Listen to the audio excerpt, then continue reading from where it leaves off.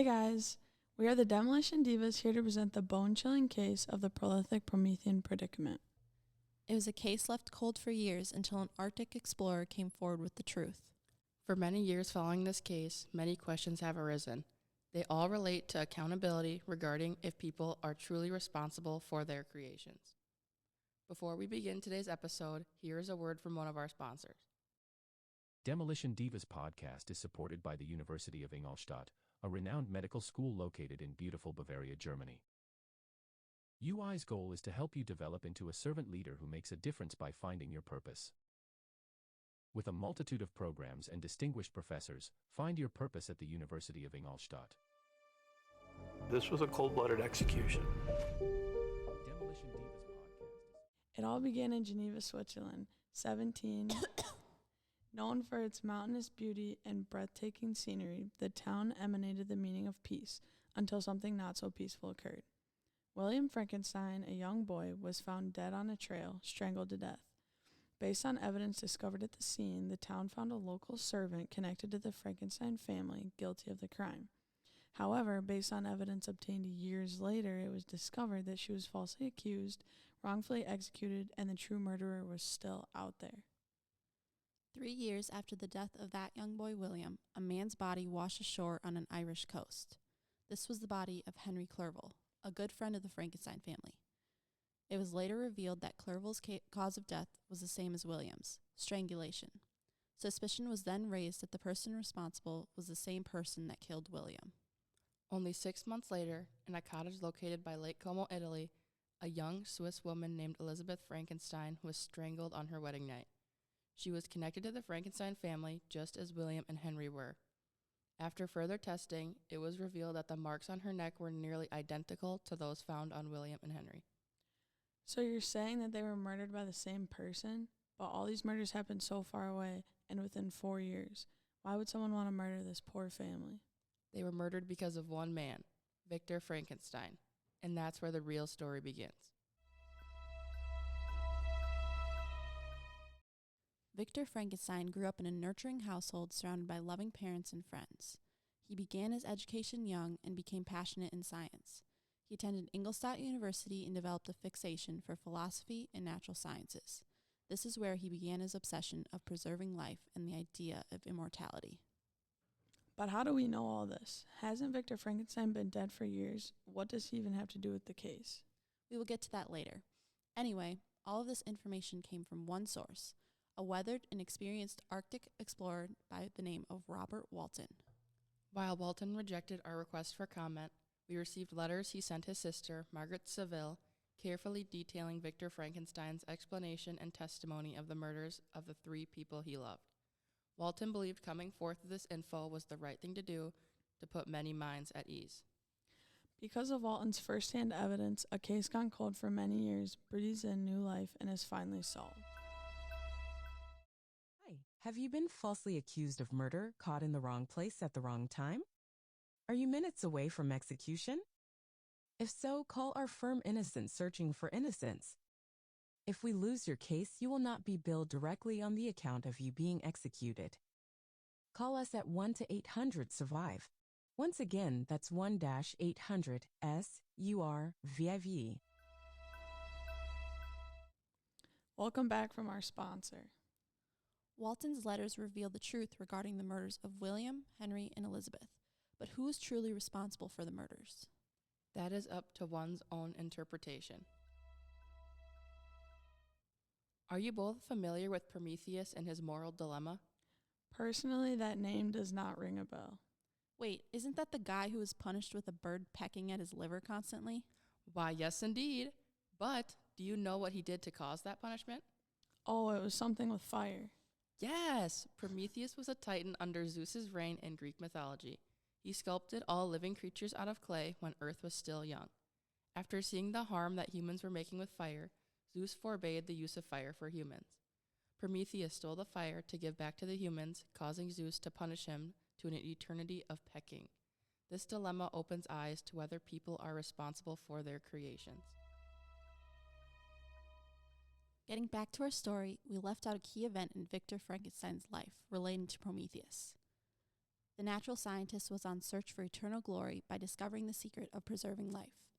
In an equally successful and unsuccessful experiment, Dr. Frankenstein was able to resurrect a single being made of multiple men. Multiple men. What the? Like the human centipede? No, not the human centipede. From a distance, he looked like a regular man, but close up, you could see the stitches marring his face and his abnormally large stature. He was not like anything anyone has ever seen before, a scientific phenomenon with the heart of a regular human being, but his hands were stained with the blood of 3 innocent people. Yet, is he the one to hold all the blame for the deaths of William, Henry, and Elizabeth, or is his creator at fault? Due to the traumatic and abrupt nature of the Frankenstein deaths and lack of true suspects, the case went cold and closed, leaving no answers for those in the communities where they occurred. Recently, however, we have discovered some police records that have been unsealed about this case, answering our questions having to do with the events of all 3 deaths. These files revealed what it was like for those in Geneva witnessing the deaths of William and the wrongful murder of Justine. Also, hearing about the unanswerable deaths of Elizabeth and Henry. One of the largest pieces of evidence within these files lies in eyewitness accounts the day before William's death. A local man in Geneva witnessed a large man hiding in a bush while on his daily walk. This large man was wearing a heavy black robe and appeared to have matted hair, a dirty face, and no shoes. Due to his curiosity, the man tried to focus his eyes on this unknown human just in case he was in need. Once his eyes locked with the figure, immediately he realized that this was not any normal man. The man's eyes widened as if he were a cornered, rabid animal that had never been close to another human being. After realizing that something was not right, the local quickly walked away. As he did so, he heard a large thud, rustling of the bushes, and many footsteps breaking twigs, signifying that the man had run away into the woods on this dark night. Now that we know that the creature desperately wanted to be near others and form connections from Walton's letters, this adds a new level of depth to the situation.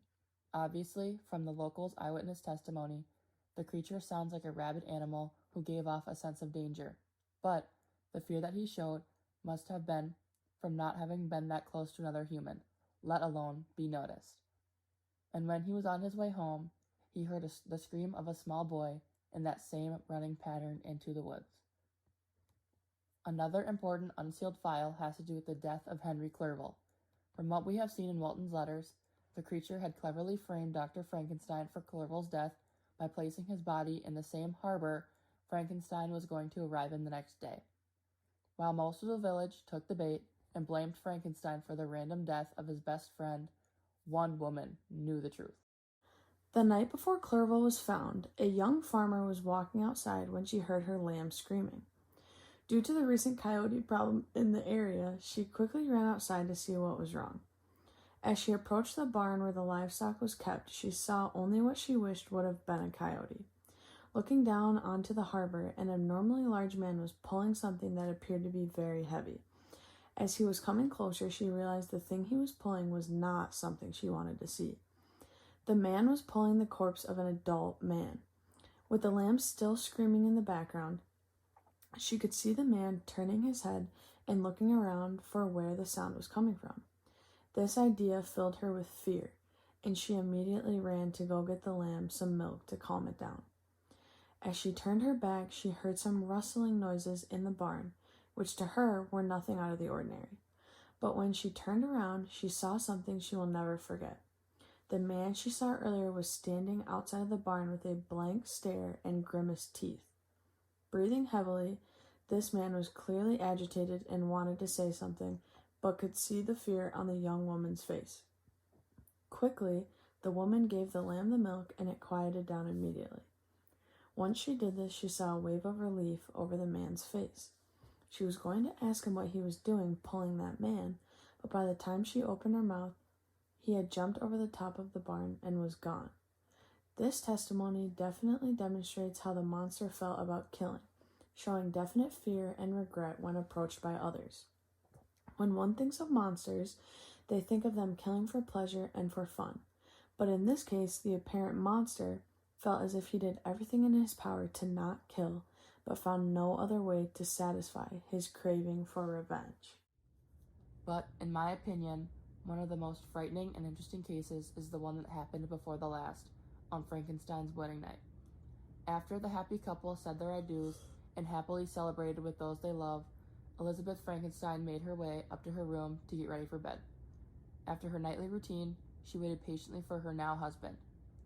But before he arrived, one of the kind housekeepers stopped in to make sure that everything was perfect for the new couple.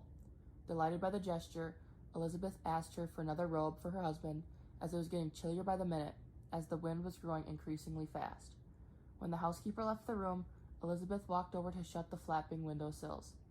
As the housekeeper returned, she walked in, robe in hand, and was walking to Elizabeth when she saw a large, deformed-looking man jump into the room. Seeing that there were more people in the room than he anticipated, the man stood still for a moment and made no noise, not yet informing Elizabeth of his presence. Frozen with fear, the housekeeper dropped the robe and the man glared at her, making her feel as if she was not wanted in that room. When Elizabeth asked what was wrong, the housekeeper forced a smile and quickly walked out of the room, holding her breath. This evidence once again demonstrates how the creature felt about killing. He was embarrassed, but felt as if he had no other choice, making us question if he is to blame, not if he actually committed the murders, but if he should be blamed for feeling as if he had to kill, due to his immaturity and tragic abandonment by his creator. Now, a monumental piece of evidence in deciding who should take the blame in this case lies within the juxtaposition of the creator and his creation. The first juxtaposing trait between the suspects is their level of support found within their upbringings. Throughout Dr. Frankenstein's childhood, he was surrounded by love, support, and guidance throughout all of his endeavors. Despite this, he did not provide the same for his creation when the creature needed it most. Also, another difference lies within who they are as people.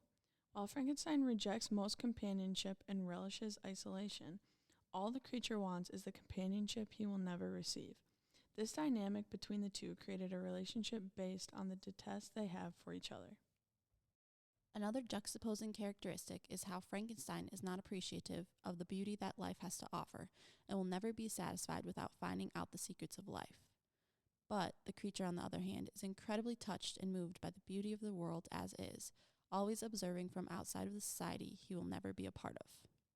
Both of these concepts created a sense of revenge within the creature, almost forcing him to act out his impulses against Frankenstein. So, in order to do so, he killed William, Henry, Elizabeth, and framed a local servant girl for the murder of William and thus killing her. But if he was just a product of his rapid, isolating upbringing and is a responsibility of Frankenstein, where is the blame placed? Walton's letters also provide prime evidence to each of our suspects' characters.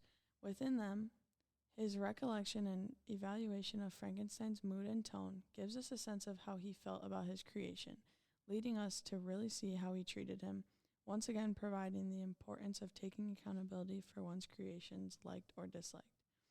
Also in the letters, the creature's recollection of his short, isolated life makes those who read it feel sympathy for him due to the innate need for companionship and belonging among other humans, placing a lot of his anger and revenge on Frankenstein once again. Another interesting fact about this case is the connection to different biblical allusions. In one of Walton's letters, the creature is found to have compared himself to Adam and Dr. Frankenstein to God, but with a critical viewpoint. The creature saw himself as Adam, for he, like Adam, was apparently united by no link to any other being in existence, but did not come forth from the hands of God, a perfect creature, happy and prosperous, guarded by the special care of his Creator, leading him to feel his overwhelming sense of anger and need for revenge. The other side of this illusion has to do with how the creature sees himself not as a child of God, but of Satan, for Frankenstein is not a godly creator whose hands can form beings that can be loved and accepted in today's society. But the other side of this case has to do with the consequences of Frankenstein playing God. With his obsession, Frankenstein played a part in one of the most sacred acts, creating life. When he did this, his mortal mind was unable to fully comprehend the responsibility of creating life, sustaining that life, and making sure that the life created is a successful and not harmful one. With bringing his creature into a world where he was rejected, Frankenstein eventually led him to take away the life of innocent creatures of God. Another type of allusion we found in Walton's letters was literary. Acting as another piece of evidence, Walton's mention of the rhyme of the Ancient Mariner adds another tally to Frankenstein's blame. With the mariner's sin, he was forced to live out the rest of his days trying to make it up to the God who he had previously betrayed. In these letters, after his many traumatizing trials, Dr. Frankenstein now had to live his life trying to find his creature and take accountability for his actions, and finally try to make up to God for trying to take his role. With the first mention of this renowned poem, Walton states that I'm going to unexplored regions to the land of mist and snow, but I shall kill no albatross. Therefore, do not be alarmed for my safety. This shows us that Walton was not planning to commit any punishable crimes or sins, so he should not be punished by God, like the mariner. This also adds a bit of foreshadowing to this piece of evidence, for later, Frankenstein comes upon his boat, burdened with a heavy sin that he is forever forced to repent. Do you feel like an abhorrent beast? Do you have massive ugly scars or stitches on your face? Well, today is your lucky day. Introducing a new face cream brought to you by Vic Munster Cosmetics. This face cream will help heal and cover all of your imperfections so you don't feel like a hideous monster anymore. Call now and get a 1-ounce bottle free with your order. Call No Stitches now. That's NOMOSTITCHS now.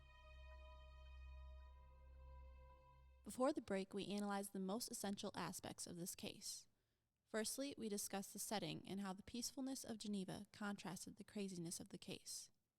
Secondly, we discussed the juxtapositions and characterizations between the two suspects that create foundations for deciding who is really guilty.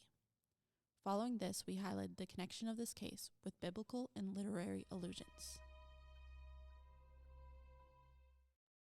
This case follows the deaths of a young child, a lifelong companion, and a new bride, all connected to Victor Frankenstein. But the question that has been begging to be answered, who is to blame for the deaths? Is the creature to blame because he literally killed the people, or is he not to blame because his actions are a result of the mistreatment by his creator and the absence of any semblance of love within his short liminal stage of life? Another thing that is necessary to be mentioned is the interesting death of Frankenstein, which is also another piece of evidence to the puzzling case, for the reasoning of his death reveals who truly is to blame. According to the letters written by Walton, in the years following his creature's murder spree, Frankenstein decided to chase his creature instead of running away. By doing this, he began taking accountability for his creation, placing another tally in his column for blame, and possibly tipping the scales. This concept of taking accountability for one's creation brings us back to one of our original revelations in this case, the Promethean question. Is a creator responsible for the action and well-being of his creation, or is there a removal between the two once the creation is fully cognizant and independent? So, what do you guys think about this? I think that if someone has the ability to create something of that nature, they have the ability to bear the responsibility that comes with it. It is like a parent and a child. If you bring life onto this earth, then you are once again responsible for making sure that it does not cause harm. Especially in Frankenstein's case, his creature does not mature and grow the same as a regular human. So this causes Frankenstein to take an almost permanent state of ownership over the creature because there's no direct law that outlines this situation, only ethics. But, obviously, Frankenstein did not take accountability for his creation out of the fear it brought out of him. Yes, him running away from his creature and not helping him, at least to get set up in a world he was thrown into, was wrong. But can you blame him? He also didn't fully comprehend what he could create. But you cannot blame him for running away from such a wretched thing. My viewpoint of the situation consists of only the scientific aspect of the creature. The only thing Frankenstein wanted to do was create life out of things where life was previously taken, not babysit that life and raise it and send it off to college. It was clear that the creature was able to be independent and teach itself, so there really wasn't much Frankenstein could do. He was simply the creator, not the guide. I agree and disagree with you. While yes, the creature could be independent and really did not need much guidance, he still needed to feel acceptance and love by some person in this world, as he was also human. Innocent lives were taken as collateral, and that blame can only be placed on Frankenstein, as he did not teach his creature how to regulate his very valid and real emotions. Comment on who you believe is truly responsible and subscribe to hear more true crime cases. Tune in for next week's episode where we delve into who really stole the peppermints in the parlor. This has been a Demolition Divas production. See you next time. Demolition Divas.